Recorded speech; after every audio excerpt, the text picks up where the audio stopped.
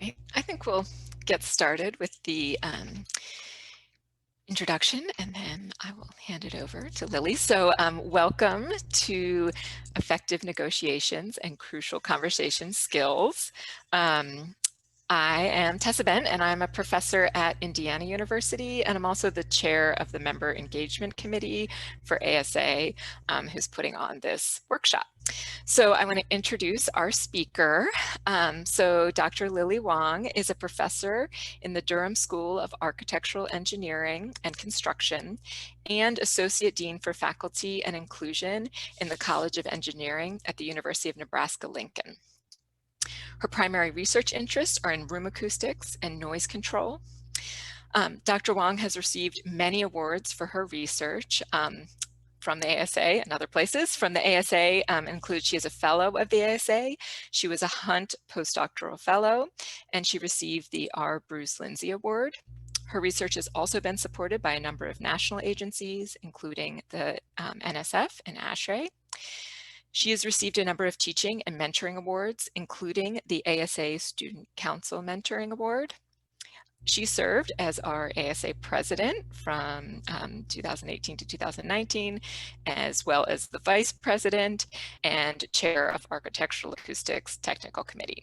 So today she will be leading a workshop on effective negotiation and difficult conversation skills and strategies.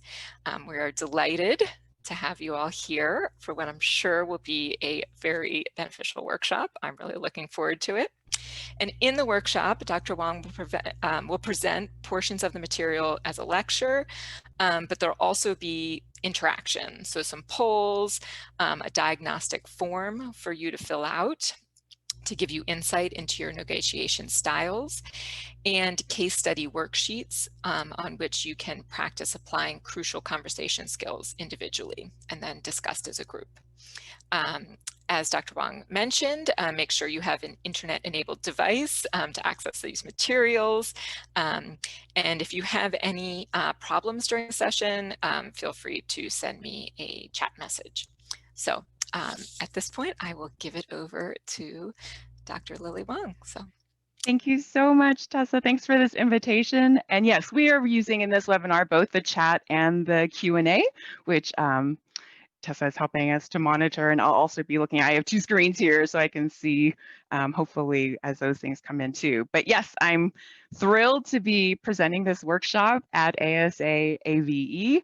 I took my first negotiations training in 2013 when I moved into the Associate Dean position.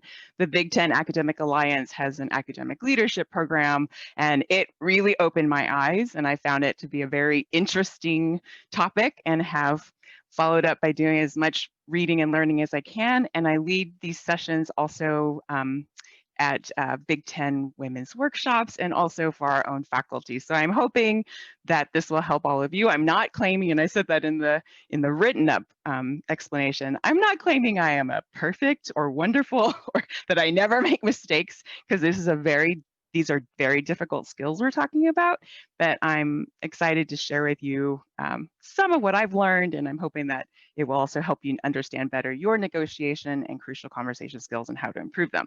So as we indicated earlier, I am hoping you will have an internet-enabled device, and when you have that, if you will, I'll go ahead and put it into the chat. If you'll go to this website, menti.com, and I would like you to enter this code. So when you're at the menti.com website, I'm going to go ahead and go there now.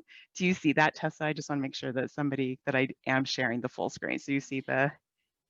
Yes. Okay, great. I am actually ahead of myself, so I have to go back to the first one. So I'd like you to go to menti.com, and we're going to fill out a poll.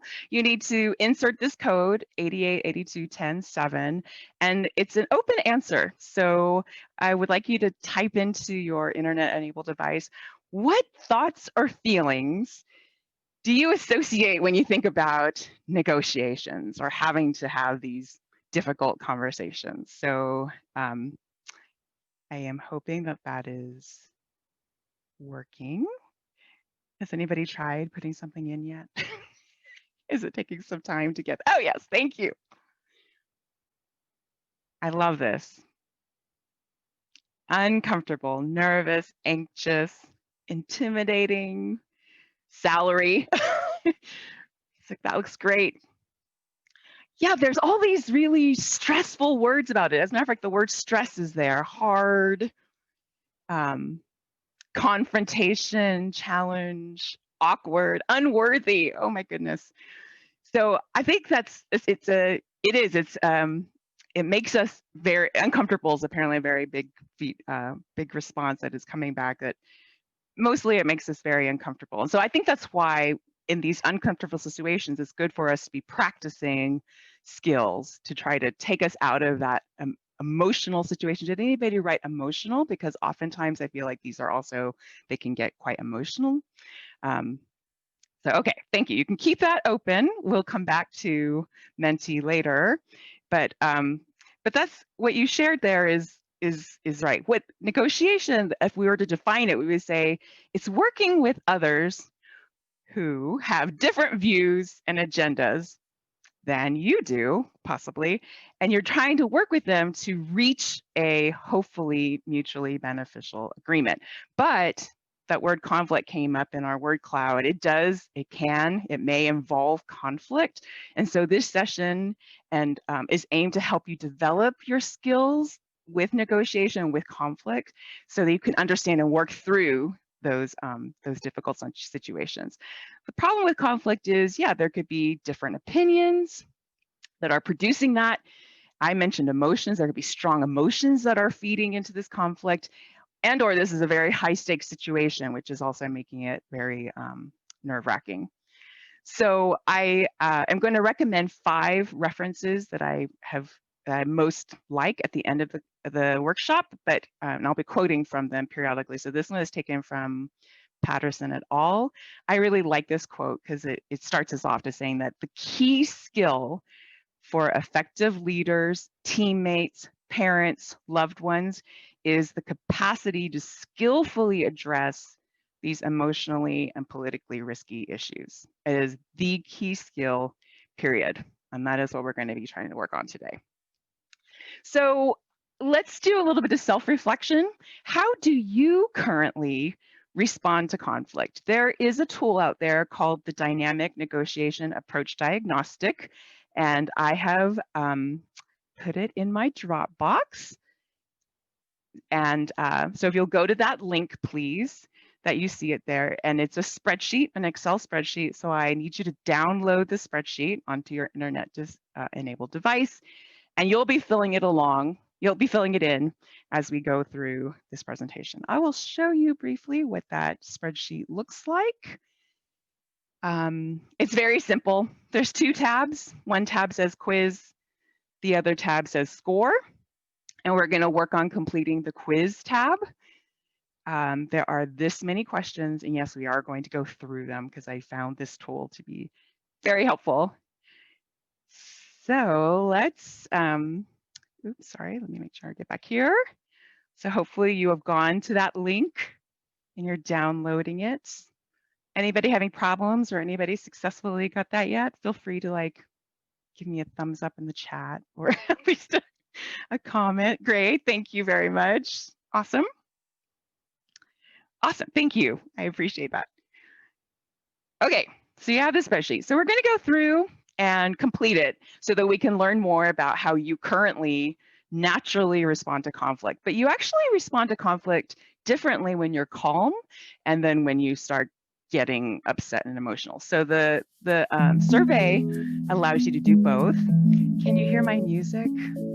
I'll turn it down a little bit. I don't want it to be overwhelming. Okay. So on question A, what we're going to do is, this is when you're calm. When you first discover that there are differences between what you feel and somebody else feels, the statement that you're supposed to be looking at is, I'm hoping that music isn't too loud, I make sure that all views are out in the open and treated with equal consideration, even if there seems to be substantial disagreement. So think about that. And then in your spreadsheet for question A, mark one of these numbers. 6 if you think that's very characteristic of what you do when you first discover this, or 1 if it's not at all characteristic, or somewhere in the middle. Everybody understanding like how you're filling out this spreadsheet? Okay. Awesome.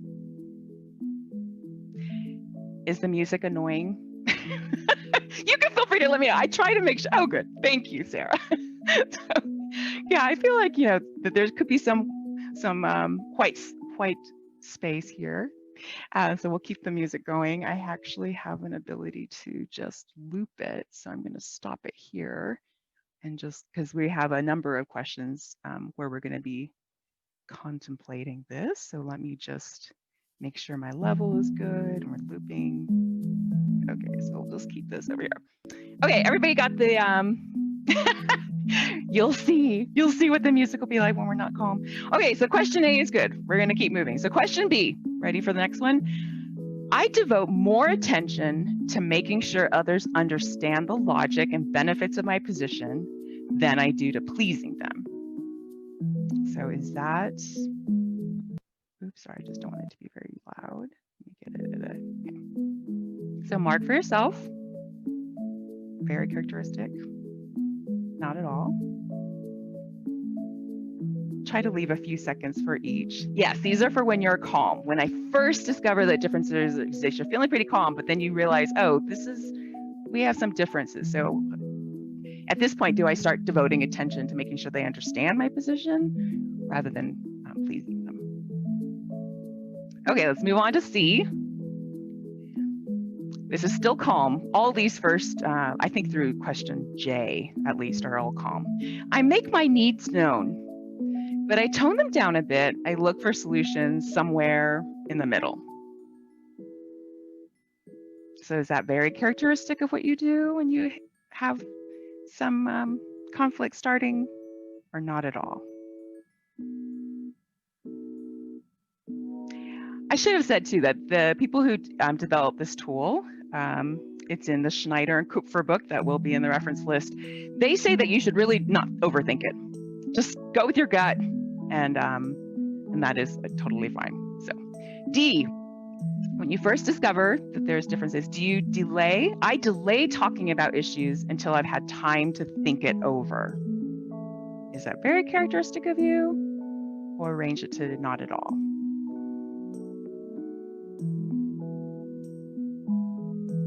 Okay, moving on. And if I'm moving too fast, then don't worry, you'll see in the spreadsheet, there's a link to the actual spreadsheet that you can even do this later if you want. I'm gonna try to do it so you can do it in real time, but then we'll keep moving. E, when I first discover differences, I devote more attention to the feelings of others than to expressing my own personal concerns. Is that characteristic of you or not? And if you're late joining us, feel free to catch up. We're working on a spreadsheet that we downloaded from this link. And then you're just filling out your responses to each of these as to whether you think this statement is characteristic. Oh, okay. Is anybody else having a problem that it's not downloading as Excel, just HTML? I have had one participant say that. Okay, other people are saying that it did download.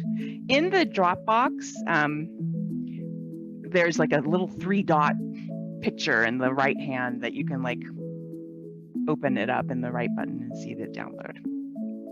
Okay. F, I am more concerned with goals I believe to be important than with how others feel about this issue. Is that very characteristic about how you feel when you first discover that there's some potential conflict, or not at all?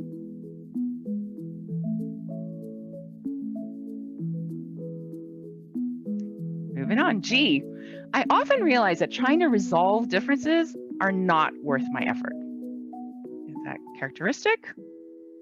Not characteristic. Remember, gut feeling. Stick it in. H, I make sure my goals do not get in the way of our relationship, this person that you're having this conversation with, when all of a sudden there's a difference. Characteristic, not characteristic.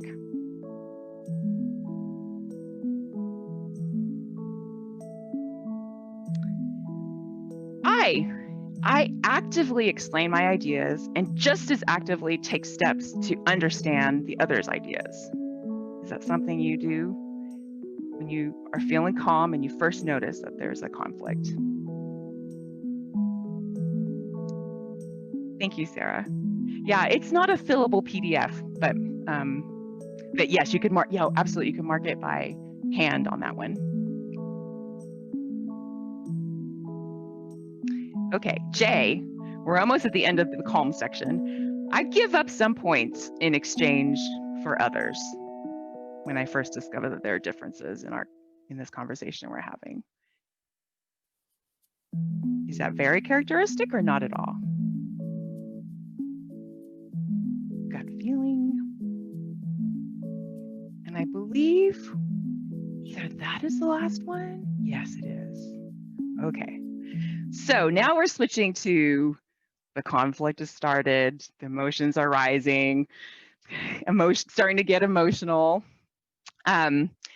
So now, yes, the music is going to change. Somebody had a suggestion. So now differences persist and these feelings of conflict are escalating. So we're still going to use the same scale, but the statements are going to be a little different. And here's our music, a little bit like more fearful, scary. So, okay, I set aside my own preferences and become more concerned with keeping the relationship comfortable because things are escalating. Yes, spooky, exactly. I have to play it in my looping one here, so I'm going to turn it off here because otherwise it doesn't loop for me. So let me, loop there. Okay. Okay, ready to go through all these ones? Okay, next. I refocus, so differences are persisting, your feelings of conflict are escalating. I refocus discussions, I hold out for ways to meet the needs of others as well as my own. Is that characteristic? Not at all characteristic.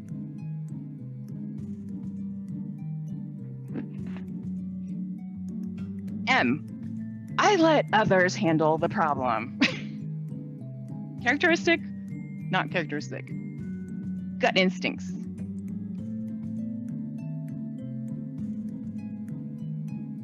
N, I try to be reasonable by not asking for my full preferences. I make sure I get some of what I want. So is that characteristic of what you do? Now remember, this is where the conflict is escalating. The book will actually call this storm when it's stormy. So and if you're just joining us, we're in the middle of completing a dynamic negotiation approach diagnostic survey. You can download it at this link. And we've already gone through some questions, but you can always go back and look at the questions through the link that's provided in the spreadsheet. Oh, I put forth greater effort to make sure that the truth as I see it is recognized and less on pleasing others. Characteristic? Not at all.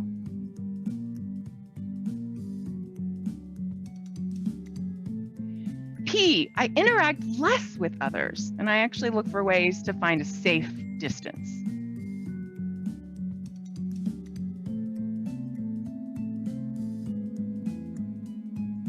Remember, just go with it. Pick a number. Q, I press for moderation and compromise so that we can make a decision and move on. Picking a number for this question.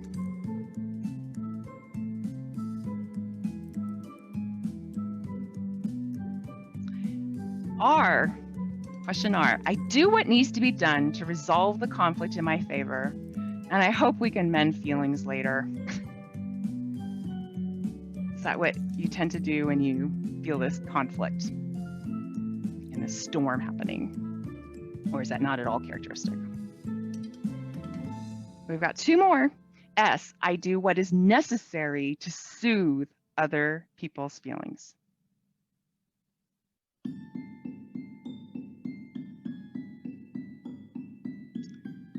And last one, T, I pay close attention to the wishes of others, but I remain firm that they need to pay attention to equal attention to my wishes.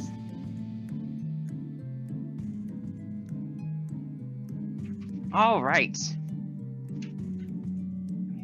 our spooky music. Sorry, I'll go back here again. All right, so this tool, it's a tool to figure out how you currently respond to conflict. You're going to get 2 sets of scores that indicate your preference. When you're calm, those are the ones through the first set of questions, the calm music questions. The calm score is going to tell you how you respond to conflict when disagreement first arrives. And then the storm scores are what happens when things aren't easily resolved. And so these emotions and the feelings of conflict are stronger. So how do you do that? So actually, I'm going to share the spreadsheet that I completed. So we just filled it out on the quiz tab. And what this spreadsheet does, which the PDF document does not automatically do, is it calculates the scores for you. So on the second tab, the score tab, you'll see what you answered about when you were calm. You can see that I tend to answer currently that I like to think of myself as, and we'll talk more about these in just a moment, but as a collaborative. That's my sort of modus operandi when I'm calm. And then when things start to storm, my highest score is in compromising. So that's what you're looking at. You're looking at the score sheet to look at the differences between, to find the one that you're high on. And you can keep that open while I now start talking about what those 5 are. So this is from this book, Schneider and Kupfer. All the references will be at the end. And I really liked how they discuss that there are several identified negotiation styles. In a way, they align on these 3 axes. So it depends on how assertive you want to be in that particular situation, or how empathetic you want to be in the situation, and or how flexible you would want to be, or effort or creativity. And what Schneider and Duffer talk about are that these are different strategies, and honestly, we all use all of them depending on the situation. So we could look at competing, right? So competing is high on assertiveness. I'm being very assertive. I am not being very empathetic. And this is where I'm really thinking I want to be a winner. So that's a competing mode. If, on the other hand, we were very high on empathy and low on assertiveness, that's accommodating, right? That I'm just like, okay, you really want to go to dinner at an Indian restaurant tonight. Fine, I'm just going to accommodate. I have empathy with you. This is not a big deal for me. So that's why we might move between some of these different negotiation styles. Is how important is it? Or some of you are talking about, yeah, is this at work or at personal?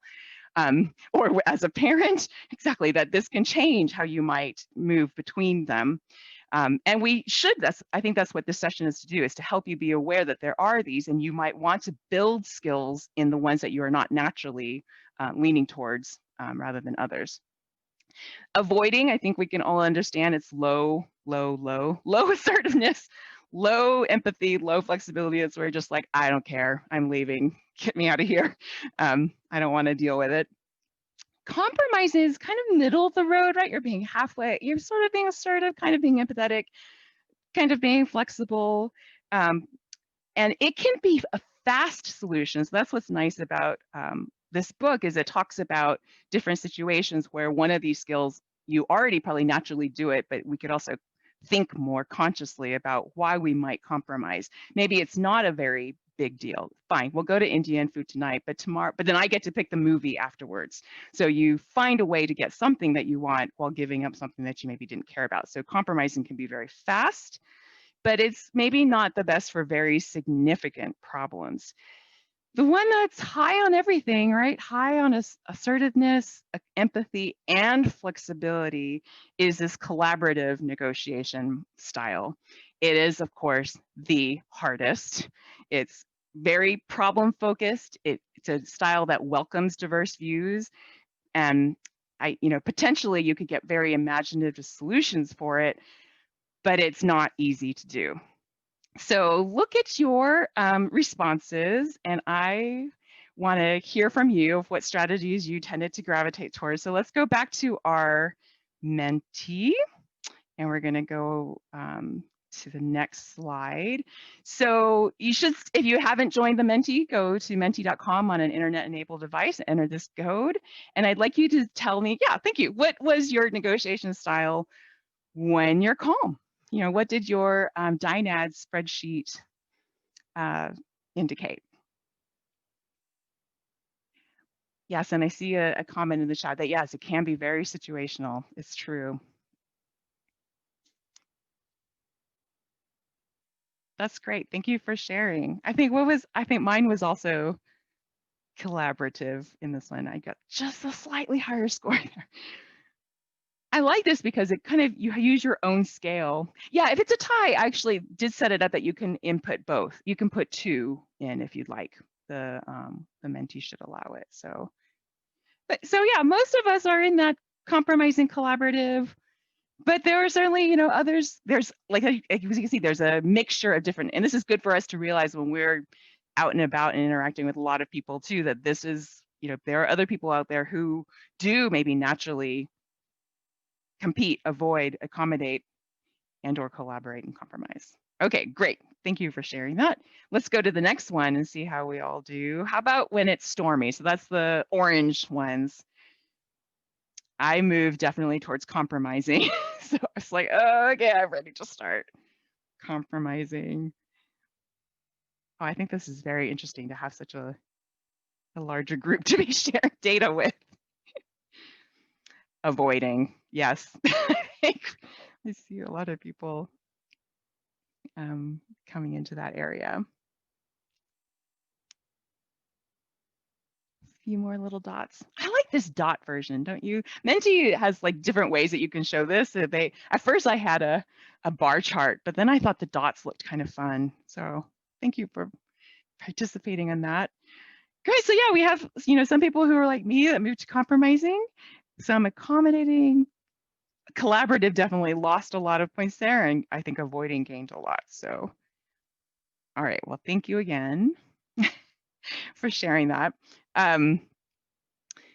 So now you have a sense of what negotiation strategies you tend to gravitate towards. And if you want to learn more about the others, I will highly recommend this book. But what we're going to spend the rest of today's workshop on is, oh, sorry, we just did that. We filled that out. I'm a little behind on my slides. We are going to focus on the hard one, the collaboration one. So that's what we're going to be learning more about for the rest of this presentation. A lot of the material on that high effort collaborative negotiations classically comes from Fisher et al., which is called Getting to Yes. That's the book that I'm referring to there. And those authors talk about principled negotiation. Traditionally, it can also be called interest-based negotiation. But this definition, in a way, comes from the book Getting to Yes. That principled negotiation is a process where we are focusing on basic interests, mutually satisfying options, and fair standards to reach agreement. So it really is, as I was saying, this upper area of collaboration where it's high assertiveness, empathy, and flexibility. So how can we get better at that and develop skills? These are 4 things to keep in mind. Number 1 is that when you're working on this part of negotiations, you should focus on interests, not positions. I'll be discussing that more in the next slide. Let me just give an overview of the 4. The second one is that preparation is key. It's very important to be prepared. The more prepared you are, the better, in a way, this collaborative negotiation is going to go. Number 3, after you're prepared, then that's going to help you to brainstorm a bunch of creative options so that ideally you can find ones that are mutually satisfying. And in the end, you have to make a decision, the closure of the negotiation, and you should base that on objective criteria. So those are the 4 main steps. So let's go to number 1. To illustrate this, there is a classic story that a lot of the negotiation research experts talk about. It's discussed in lots of different ways, but I'm going to say that, let's say there's an important soiree, and there are 2 very famous dessert chefs that are serving us at our conference. They both need an orange for their signature dish, but unfortunately, somebody messed up. There is only 1 orange left in the kitchen. So when we look back at the different negotiation styles, the fastest one, right, you're feeling stressed, is to compromise. So that's what they did here. They said, okay, they compromise. We'll just each take a half. I'll cut it in half, and then they're both disappointed by their end products. So this is the case where they did not negotiate collaboratively. They did not think about interests. They just thought about positions. So let me define those more now. So what was the position? The position is what? What did they want? Both of the chefs said, I want the orange. That is what I want. And then when you stop there, that is why they both got disappointed, because if they both say they want the orange, they're only going to get half of it, unless one is much more assertive or empathetic to the other one. But what you really want to be focusing on in collaborative negotiations is why, the interests of that we're trying to accomplish. So it turns out one of the chefs wanted to use the orange as juice because they were going to make a dish that involved the juice in the orange.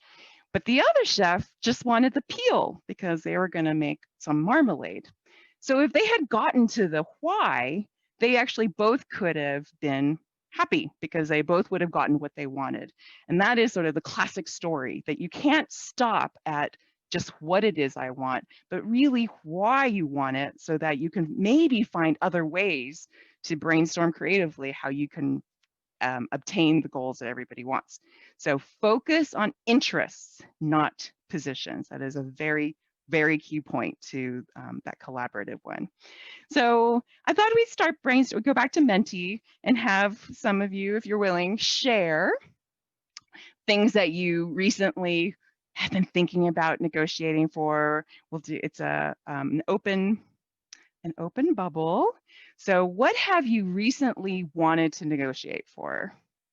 And I didn't actually have music to play for this one, but I could put the contemplative music on again. Oh, so this one does it as, yeah, a separate thing. So we've got salary, lab space, maternity leave, dissertation topic, out of your leaves. These are great.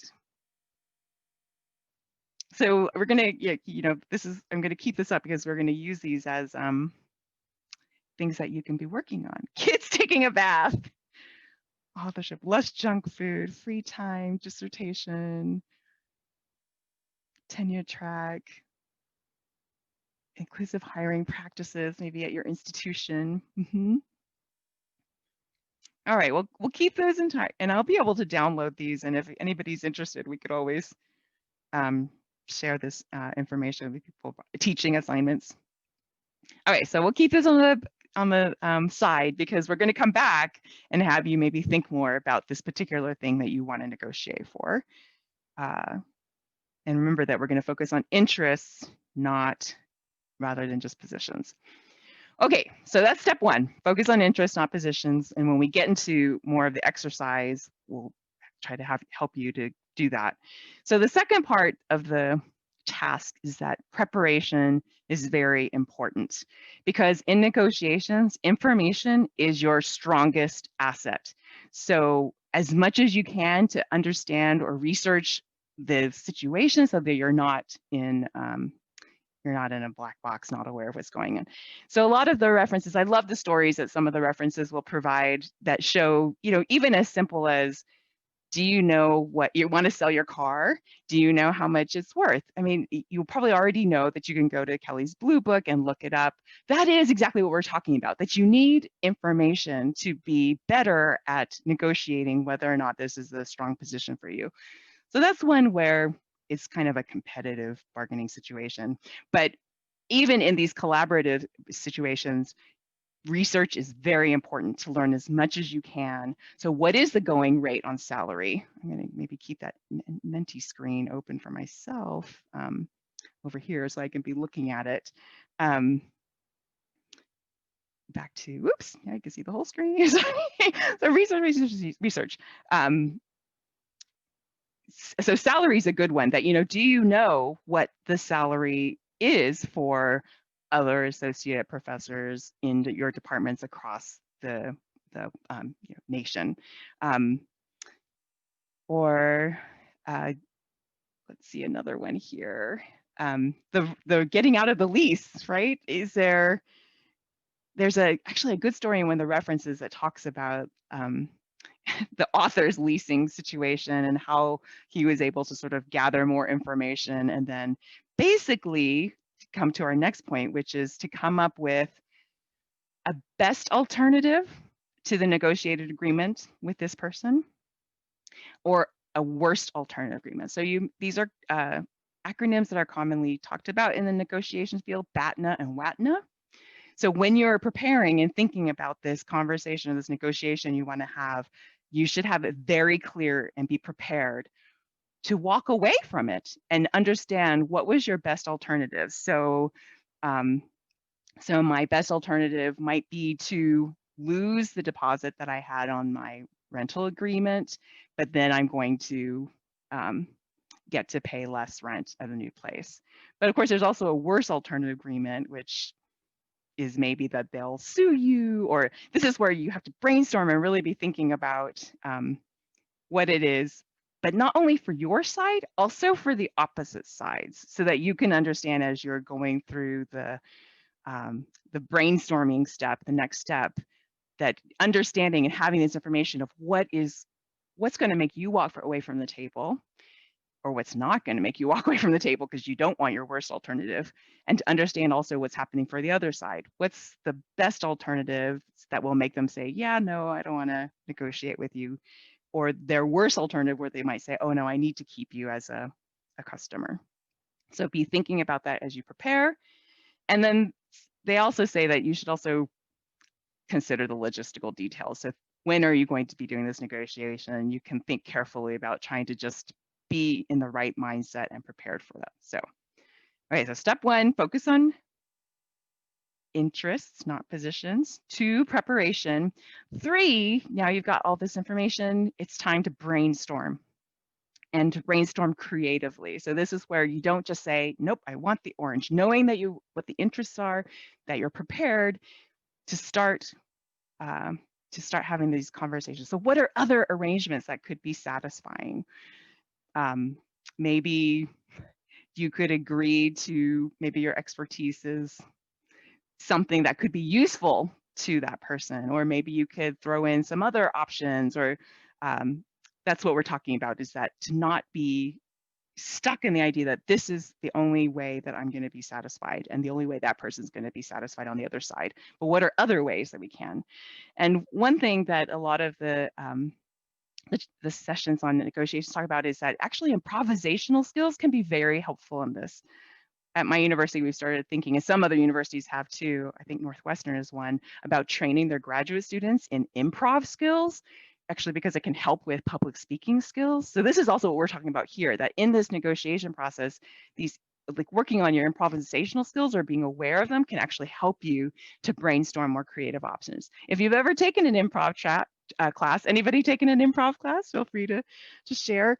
They're super fun, and it's like playing a game almost, but one of the major rules in improv is you never say no. Whatever the other person says, you say yes and, or yes or, like you never shut down the conversation. And another skill that is from improv that can be very helpful in this step of negotiations is you have to just stay relaxed. Like that's the thing. This is a roller coaster. Things are not maybe, it's not that it's step A to step B to step C. We're in this mix where we're trying to figure out a better solution.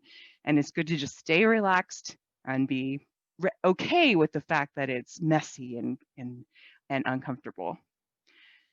All right. And so you're doing all that while you're not forgetting 1 and 2, the interests and that you've been building on information. So the fourth one is you should base the end decision with your the other person on the negotiating other side. You should try to base it on objective criteria so that there can be fairness on the for both groups. There's a lot of interesting psychological studies that show how fairness is very important to humans across cultures. So if we were in person, I could put you into groups of 2 and say you each get, I pick person 1 in your group of 2 and say, person 1, here's $10. You get to decide how to split it with person 2. And person 2 gets to say yes or no. I hope I explained that well. So let me say, so you're in a group of 2 and you're picked as person 1. So now you have $10 and you can decide to give 5 to person 2 and 5 to yourself. But then person 2 is the one who has to say, yeah, okay, we'll take that deal. And then you both get $5. But let's say you decided, nope, I'm going to give 9 to myself and 1 to the other person. And the other person should accept it because right now they have 0. So they're going to have 1 and I'll have 9. So, but you don't get it unless the second person says yes. Does that make sense? So the research shows that when people split it that way, person number 2 almost always says, heck no, that is unfair. Even though they would have come out with $1 more, the fact that person number 1 would come out with $9 more is not fair, and that does not bring about a satisfactory conclusion to your collaborative negotiation. So fairness plays a very important role in this high empathy, high assertiveness, high collaborative, high type of negotiation. So trying to figure out a way that it can be objective takes out some of the fear that it's not fair. Okay, these are all kind of at a factual level, like these are things that you should do. But what makes it difficult is we're negotiating with people. So we do also have to be very careful about how we deal with human perceptions and emotions. So what we really need to do is build trust and rapport, right? So when I had the group, one person said, I'll keep 9, you get 1. And then the other person says, heck no, they haven't done a good job of building trust and rapport between themselves. That is super paramount. So before I go over some methods, I was sure that you probably also already have some methods in mind. So I thought we'd go back to our mentee and have you all share what can we do? What are things that you already do or that you've seen or that you that can maintain and demonstrate. Oops, sorry, I put it over here. That's why I need to bring it back. My apologies. Here we go. Okay, so we're going to the next one.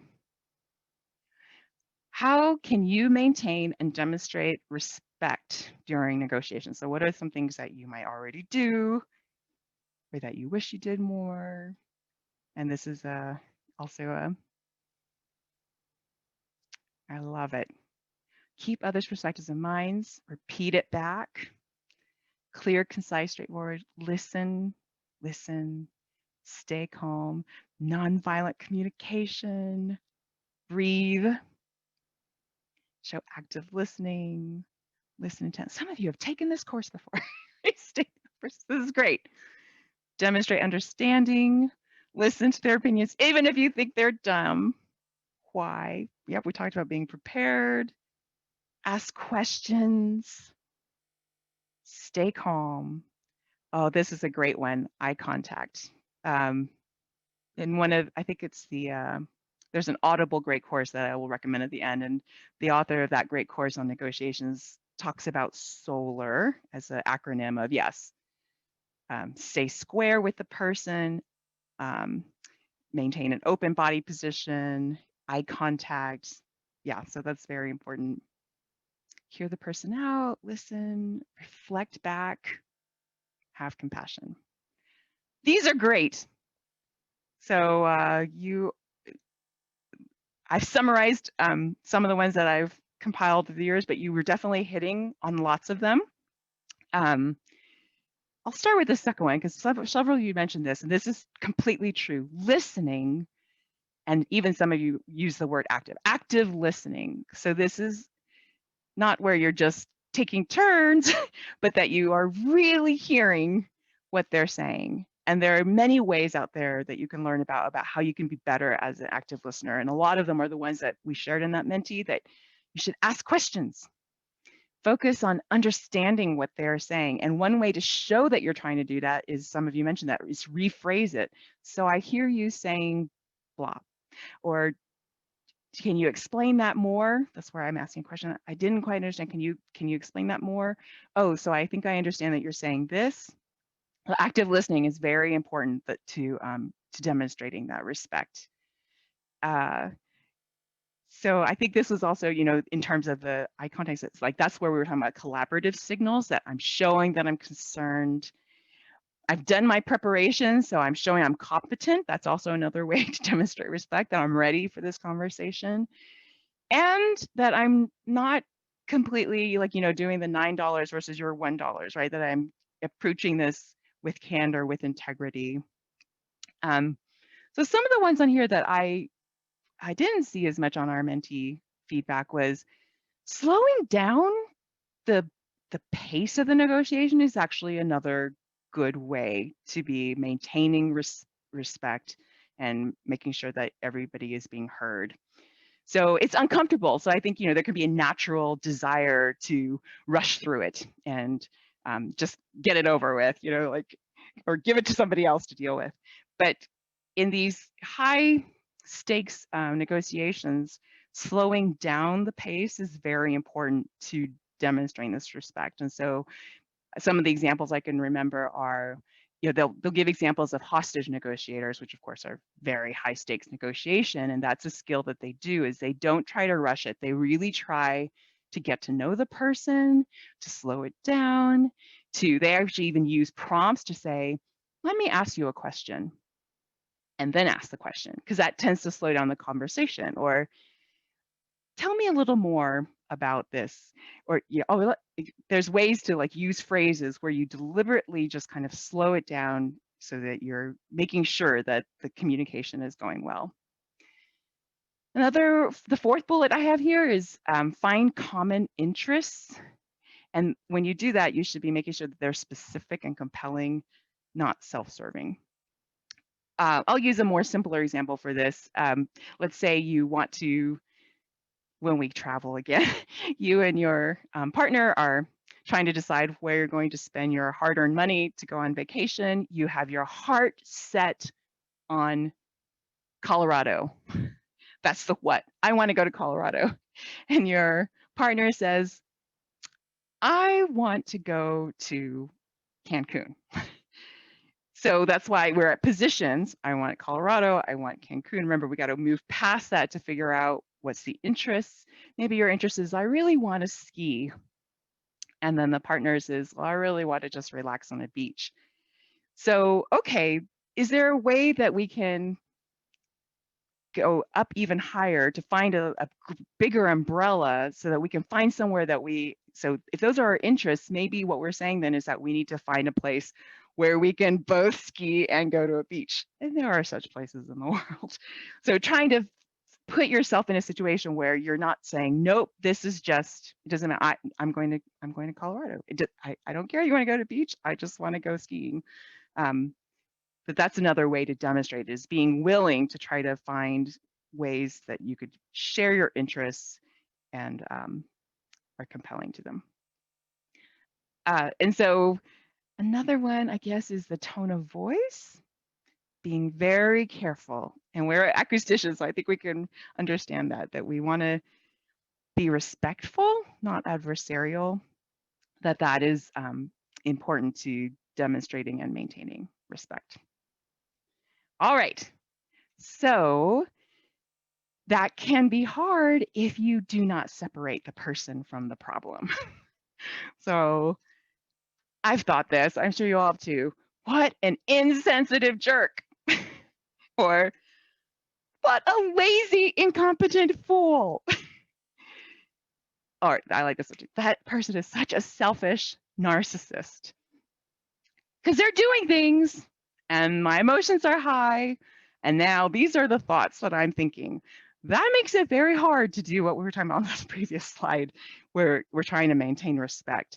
And so we have to really, this is, I think, the hardest part, is they do not control our emotions. Really, we are the master of our emotions. And so we have to try hard to work on this skill, that we separate the person from the problem when we are in the midst of that difficult conversation, that you need to be kind to the people, but tough on the issue that is important.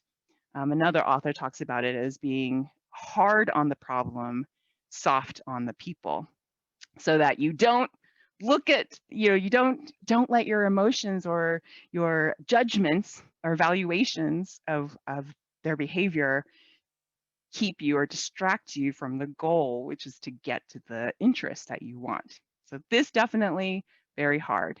And one of you in the Menti talked about nonviolent communication skills. I love this book by Marshall Rosenberg. Highly recommended for everyone that you read it, review it, and build on your nonviolent communication skills, because the book is all about teaching us to be able to communicate more compassionately with empathy and honesty, and breaking it down as to how we can do that, how we can try to separate the person from the problem. So instead of evaluating and judging them, to really consider, what is it that I'm observing? What are they factually doing? So instead of insensitive jerk, which is how I evaluate them, what is the action that they are doing? Very specific action that whenever that person comes in, they slam the door. And what an insensitive jerk, because that bothers me, and doesn't that person know that bothers? So cutting out the evaluation part, but just observing that person slams the door every morning. And then going through a process of, how does that make me feel? Acknowledging it inside yourself. Why that is bad for me. It makes me feel annoyed. I was focusing on something. Now my need to get work done isn't going to be satisfied. And so can we please have this conversation where I'm maintaining respect, not thinking about you, the person, thinking about the problem, and then making a request, not a demand, but a request, because I want you that I'm communicating with to also have this compassionate understanding of what I'm observing, feeling, and how my needs are not being met. So great book. I can't go into a lot more, but yeah, definitely recommend it. Thank you for that comment in the chat. Okay, so we're going to shift gears for the remainder of this workshop. That was all the basics about collaborative negotiations, and it's still hard. It's still hard to like remember all those things maybe in the moment. And I myself have tried to practice these skills, and one of the frameworks that has really helped me is what's called Crucial Conversation. So this is a book by Patterson et al. It came out in 2012, and in a way, I have felt a lot of parallels between what I read in those crucial conversations, difficult conversations, ideas, and what we've just talked about negotiation. Because even a crucial conversation is really, in a way, a type of negotiation. So I'm shifting now to talk about the crucial conversations framework, so that this is another skill that you can be practicing as you develop your own negotiation skills. So crucial conversations will talk about that there is some reflection. And this, in a way, I would say is like the preparation for collaborative negotiations. So work on understanding me. What is it that I really want for myself? So these are the things I can control. What are my motives, my goals? And then to think about this person that I'm going to have this negotiation, crucial conversation with. So look at us next. These are my goals. What are our shared goals and purposes? So what do I really want for this relationship I have and for others? So there's this reflection piece, in a way, I feel like in the Crucial Conversations framework is that preparation where you're thinking about getting ready for this conversation. And then Crucial Conversations starts by saying you have to maintain safety in the conversation. You're about to have a conflict-filled, high emotion, high stake conversation. It makes your heart beat faster, your palms are sweating. But with your brain, you have to be aware that you need to maintain safety. And so this framework tells you that this is how you can maintain safety. You think about two main points. One is we have a mutual purpose. So I need to keep emphasizing in this conversation what our mutual purpose is, and make sure that they believe that I care about their goals towards our mutual purpose. I need them to trust my motive that we are working towards a mutual purpose to maintain safety. The other thing that we've already talked about is respect. So even in the, it was a very fundamental part of this framework is that we have to maintain safety through having a shared purpose and showing respect. So I have to make sure they believe that I respect them. Once I've maintained safety, then this is where things like the nonviolent communication skills come in. Crucial Conversations gives it a framework called STATE as an acronym, where you're going to share your facts, not your feelings. That's a lot like that observation stage of the nonviolent communications. Then you're going to tell your story. That's a lot like the feelings and needs of the nonviolent communications. Then you're going to ask for the other person's past or their story. So you're listening, active listening, trying to gain information about what their needs are, and then trying to come to the resolution, not, saying that, well, this is the way it is, but talking tentatively. This is like the brainstorming phase. Leave room for the new information, encourage testing, encourage them to also give ideas. So this might seem a bit vague right now, but let me give you an example. So share your facts. The fact is, I read an email about our meeting that we had yesterday. That's the fact. I'm not going to say that my heart rate went up and my head was about to explode, but I read the email. And then I tell my story. I thought we reached a consensus at that meeting, but this email seems like it's an attempt to bypass our decision. So that's where, trying to keep it very, very factual, and then ask to understand their thoughts. Can you help me to understand what your intention is in this email? What is it that you want to accomplish? And then talk tentatively.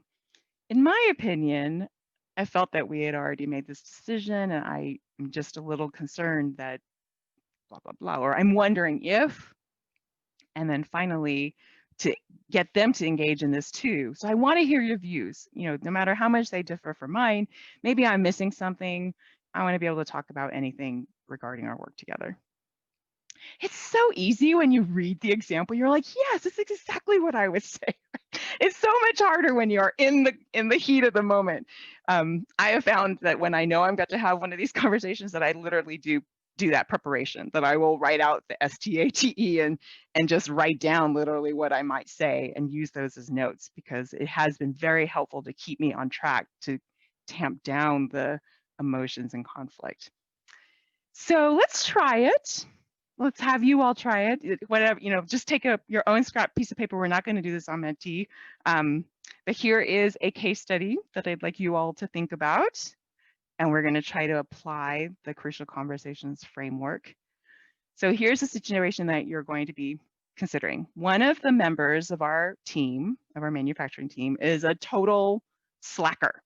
Kelly takes frequent breaks and shows no interest in meeting our production goals. So while the rest of us are working, Kelly looks for other things to do in the plant, and I usually fill in for Kelly so that we can meet our daily objectives, but this is getting old.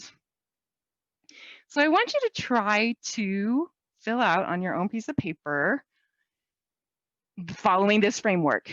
What can you say? Like, you're going to meet with Kelly, you're going to plan to have this crucial conversation, you've picked a good place, you've prepared. And so what can you, like, literally write out the words that you would say to demonstrate, hi, Kelly, I'd like to talk to you. Demonstrate the mutual purpose and the mutual respect. So for each of these bullets, like, write down a phrase. And then how do you share your facts? Then how do you pull out and tell how that's impacting your feelings and needs?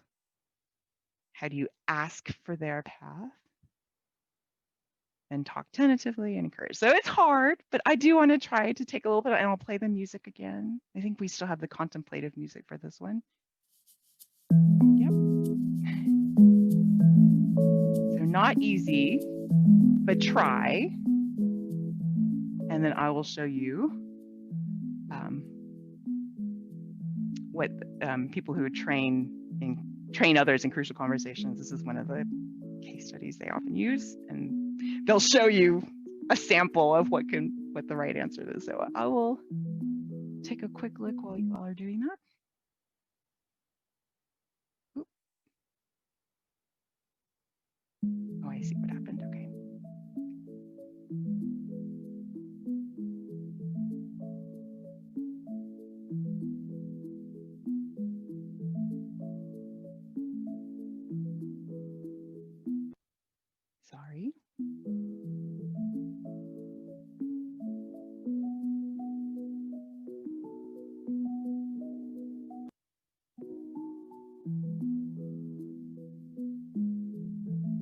Yeah, I see a question in the chat. What does talk tentatively mean? It means, so I'll go back to I'll stop the music. Oops, there I go. It's where you don't firmly say what you're doing is extraordinarily rude. We made a decision on the email, and you have gone behind my back and sent this email to everyone that didn't like indicate what we described. So that's not talking tentatively. So talking tentatively, leaving room for them to share their story. So I I'm gonna role play again. I'm wondering if you didn't understand that we had, that was a decision I thought was binding in yesterday's meeting. So I think it's where you're not being really hard and aggressive, but you're trying to communicate in a way where it's like, okay, I'm trying to listen actively and understand where you're coming from. I am not just going to assume that you're an insensitive jerk. Does that help? I hope that helps. Yes, like that. So let's go back to the situation. Are you thinking about how you're going to talk to Kelly?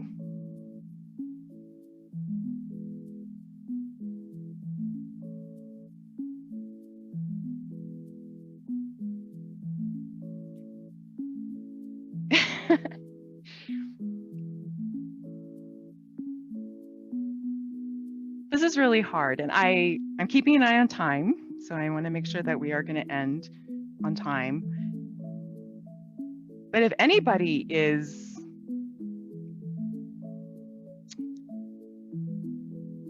has a first draft of how this could go, maybe you could let me know, just because I don't want to wait for all of us, because that will be very hard. If this is the first time that you've encountered crucial conversations, it is hard. But I think it's a skill that we can all develop and become better at. But I want to at least leave enough time that somebody who maybe was more comfortable with these types of actions could already fill out a.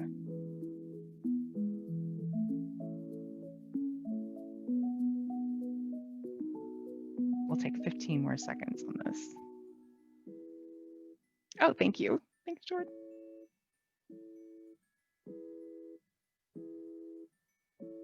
Yes, thank you, Michael. I do say that. Well, I'll try to leave time to address that before we close today. All right. So this is a case where we weren't going to put everybody on the spot. Sometimes when they hold these workshops, they will have some sharing out, but we can't really do breakout rooms in these webinar formats, so it's fine. We'll go through and you can see how you worked on, how that might be similar or different to an example of when the experts came up with this case study. So establishing mutual purpose and respect. Hey, Kelly, can I talk to you? Okay, so I don't think we want to lecture if the team doesn't meet its production goals. So we have a mutual purpose. We want to meet production goals. We don't really want to get lecture or something. And as a team member, you have as much voice on this, on how we achieve this. So trying to establish mutual respect, that you are a member of this team. You're very important. I want your vote. I want to include you on this. So that's maintaining safety, so Kelly doesn't feel ambushed and go into fight or flight and really escalate emotions. So trying to maintain safety. And now I'm going to share my facts, not my feelings. I've noticed you're taking breaks, or you seem to be otherwise occupied in the plant while the team is falling behind on meeting our goals. So that's a fact. It's not necessarily how I feel about it. It's the observation, not evaluation. And now I'll tell my story. In the past, I've stepped up my efforts to make sure we meet the goal, but I am worn out, so I just can't continue doing that. And this is where I ask for their story. Is there something going on that's keeping you from focusing on our work, on production? And still continue to maintain mutual respect, mutual purpose, as much as possible. And then this is that talk tentatively. Are you concerned about what the manager will say if we miss the goals? So, not just saying, why aren't you concerned? It doesn't seem like you're concerned, but to be tentative about it, allowing them to share more information. And then finally, encouraging ideas of how we can resolve this. So what can we do to meet the goals and evenly share the workload? I always love these case studies because they always make it seem so simple. But then when you actually work on it for yourself, it can be very difficult. So if you do work on this, then yes, I see, Valerie. Yeah, that passive aggressive. Yes, it's true. Right, because it's almost like you're trying to lead them, right? So I think that's where we maybe need to be authentic, right? We need to be careful. And that's why I think sometimes actually writing out the words for myself has been very helpful, because sometimes I might really do have strong feelings and think this person's being a sensitive jerk, but trying to actually lay out the language I might use to make sure that it is maintaining safety for the conversation. Tone, yep, absolutely. So we have about 10 more minutes left, and I was wanting to go back to some of the things that you all mentioned in the Menti before about negotiations that you'd like to deal with. And they're negotiations, but you can use this crucial conversations framework to help you, right? To just start brainstorming, like, can I start a conversation that's going to get me towards that? Let's do salary, right? So salary is one of the ones that we saw up there. So what's our mutual purpose, our mutual respect? How would you, start talking about those items with this person that you're negotiating? So maybe, I suppose it's your supervisor. And then can you go ahead and write out, share your facts, tell your story. So share my facts. I've looked at the database of what other professors in my rank are getting at our programs across the Big Ten. And here's the facts. This is the data. And I feel like I'm producing my story. I feel like I'm producing the same levels. So what are the constraints that we're under? What's the other story? Like, what's the administration's story? I'm asking for, what else can we do here? Talk tentatively. Well, are there other ways? Maybe what about foundation funds? Just trying to start talking tentatively and trying to come to a similar solution. Yes, I see that question about non-public. That is a problem. That's why that information phase is very important, and it can be hard, but we do need to, that it is important to be getting that. So I do see that question. I had come up with these ideas when I've run this workshop at other places, when I didn't have Menti, actually, that maybe pick one of these. How would you improve your grad students' work ethic? How do you disagree that you're getting additional service or teaching load? What if you travel a lot pre-COVID, post-COVID, and you want to travel less? How do you have that difficult conversation and negotiation? Or gathering or not with your extended family for the holidays during this COVID-19 pandemic? That could be a difficult conversation. So can you use this framework of established mutual purpose, mutual respect? Because I'm running out of time and I do want to address some of these comments and questions. I guess we won't go through this second case study exercise, but I will encourage you to take those situations that you came up with and try using this. So let me summarize before we look back at some of your comments and questions. So there are factual aspects of negotiation, right? And so those are the first four we talked about. You want to focus on interests, not the positions. Being prepared is very important to being more successful. Then really thinking about that you have to brainstorm for both sides. So understanding their BATNA, WATNA, your BATNA, WATNA, and thinking about other ways that we can have what we are interested in be met. And then figuring out a way to have objective criteria that we can settle on, okay, this is best for both of us, rather than so that it can feel more fair. So those are the factual aspects, but we mustn't forget that we're dealing with humans. And so we do have to consider the human aspects too, figuring out how we can build trust, rapport, maintain respect, separate people from the problem, strengthen your nonviolent communication skills, and feel free, leverage this crucial conversations framework as you can. These are the my 5 favorite references on this topic. I highly encourage everybody to get the 4 books across the top, and then the great course is an Audible audiobook, which I really enjoyed. And I will now turn and see. I can't promise that I'm going to answer your questions beautifully, but let's see. Okay, so this question has been out there a while. How do you deal with the other person or organization who has a conflict of interest but won't admit it, or they don't see their situation as a conflict? Yeah, this dance really works best if both people are dancing. If the other person doesn't dance, that makes it very difficult, right? If they will not maintain safety and respect, and they start attacking you. And the Crucial Conversations books talks a lot about that, about how it's very common for people to either take a route of silence or a route of violence. And it does have some suggestions about how to try to deal with that. A lot of times it is trying to not get too frustrated, and you have to remove yourself and just try, because yeah, if it can be difficult if the other group, the other person negotiating, won't engage. Perhaps, I think this is being recorded. We could send them a recording. Be like, or I don't have, I do have taken notes on things, but it is a really difficult thing. I think that is one of the difficulties people have. So I'm sorry that I may not be able to answer that one really greatly. Okay, do you have advice for applying, yes, when the other party is emotionally burdened and having difficulty communicating? That's kind of similar, right, to what we were just describing. I mean, so this other person wouldn't dance, and maybe they don't dance not because they won't even admit it, but because they actually are having, emotional difficulties, or they're not skilled in communication themselves.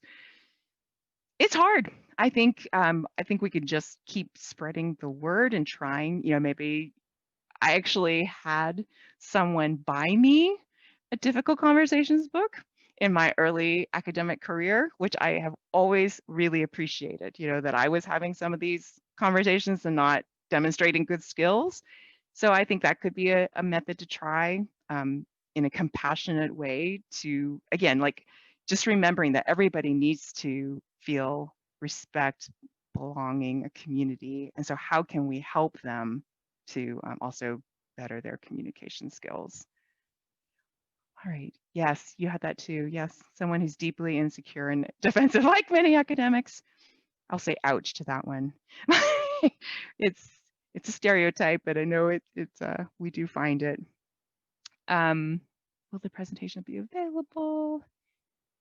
Can I give examples of objective criteria? Yes, I realized that when I was saying that some of the examples are like having the Kelly's Blue Book, so just understanding that that there could be some outside source, or like I said, a poll of what the surveys are. So that can be helpful, but it can also just be an objective criteria might be, okay, that can be maybe that compromising thing where, I mean, it sounds like I'm just going back to positions, but when I gave that example of skiing and the beach, that can we say that whatever we do is at least going to meet my core interest in this and your core interest in that? And maybe the other things that I wanted to be in a lodge with a warm fire, aren't as important. And so they don't need to be, so that's why they can be given in on. I hope that one helps. Academic egos is a whole other workshop. Yes. How do you deal with someone who doesn't have a mutual interest when they have power? Yeah. The power dynamics are, this is why I feel like, it was important, at least in my academic conference, the Big Ten Academic Alliance, to be training leaders on these skills, because absolutely, this happens to you if you're an academic with your grad students. You have an inordinate amount of power over your graduate student. And it does really require good leadership. And unfortunately, it's true. We aren't always in situations about that, but we should be. I'm sorry if that seems like a cop-out answer, but it is difficult. Power dynamics, like when you're asking for that salary. But I think that's where keeping these skills of like still maintaining safety and respect for that other person too, so they don't feel defensive and feel like they have to lash out, or that they want to lash out because they're starting to get hurt or feeling unsafe, and use that power against you. So I think, yeah, I'm at my time. So I will go to my last slide, say thank you for your attention, best wishes on all your negotiations, difficult conversations. I did have one little sort of party music to sort of end our day with. So Thank you, Lily. This was an amazing workshop. I know I learned a lot, and I'm certain our participants did too. Thanks, everybody. Have a wonderful conference. And we hope we'll see you at the other activities this afternoon, the plenary, the social, and the jam.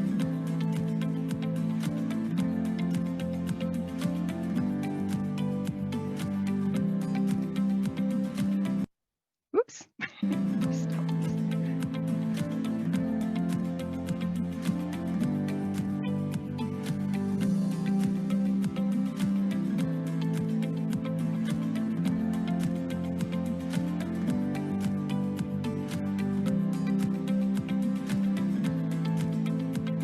Sorry, I went over a little bit, Tess.